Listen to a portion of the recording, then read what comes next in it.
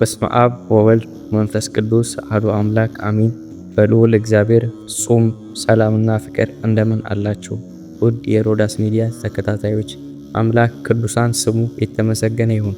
ዛሬ በመንፈሳዊ ጉዟችን ይዘንላችሁ የቀረብነውን በታሪካዊነቱና በተአምረኛነቱ የሚታወቀውን የአቡነ አሮን ገዳም ድንቅ ታሪክ ይሆናል። አብራችሁን እስከ መጨረሻው ይቆዩ።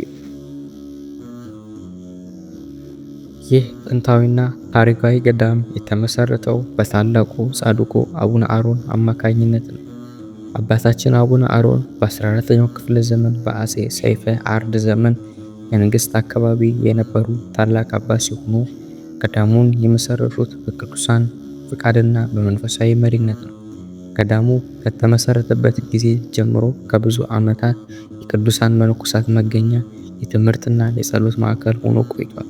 ጻድቁ አቡነ አሮን በዚህ ቦታ ላይ በጸሎትና በገድል ተወስነው ብዙ ተአምራትን በማድረግ የታወቁ አባት ናቸው።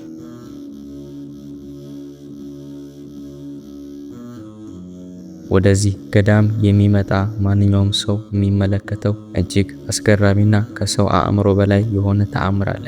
ይኸውም የቤተክርስቲያኑ ጣራ ክፍት መሆኑ ነው። በተፈጥሮ ሕግ ጣራው ክፍት የሆነ ቤት ዝናብ ያዘንባል፣ ፀሐይም ይገባበታል። ነገር ግን በዚህ ቅዱስ ስፍራ የሚታየው ተአምር የተለየ ነው። ጣራው ለዓመታት ክፍት ቢሆንም ዝናብ ሲዘንብ ወደ ውስጥ ጠብ እንኳን አይገባበትም። ውስጥ ያሉት ንዋየ ቅድሳት፣ መጽሐፍትና ስዕላት ከዝናብ ከከባድ ንፋስ ተጠብቀው ይኖራሉ።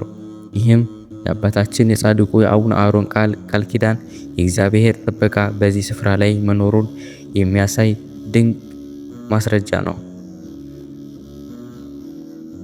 ይህ ቦታ ታሪካዊ ቦታ ብቻ ሳይሆን ብዙ ሰዎች በጸሎታቸው መልስ የሚያገኙበት፣ በጻድቁ ቃል ኪዳን ድህነት የሚያገኙበት ስፍራ ነው።